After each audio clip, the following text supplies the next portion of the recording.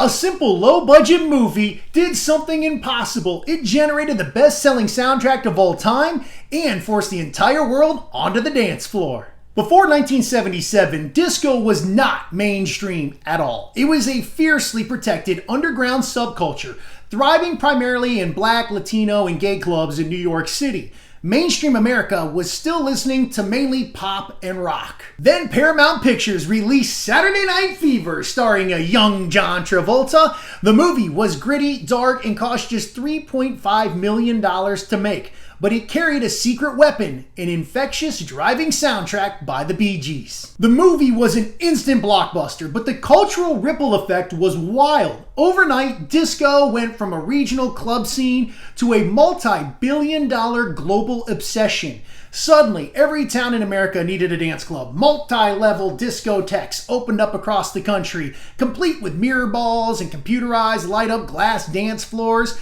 Mainstream radio stations completely flipped their formats overnight to play 24/7 dance music just to survive. If you weren't playing disco, you didn't exist. But the biggest impact was how it forced the rest of the music industry to bend the knee.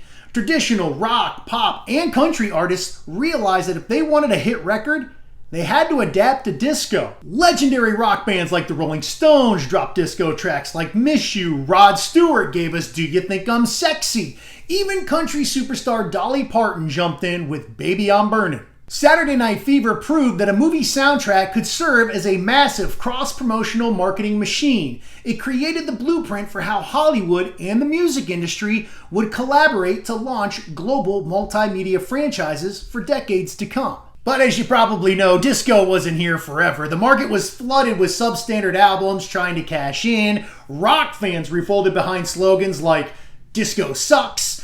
And of course, on July 12, 1979, Comiskey Park in Chicago held the Disco Demolition Night.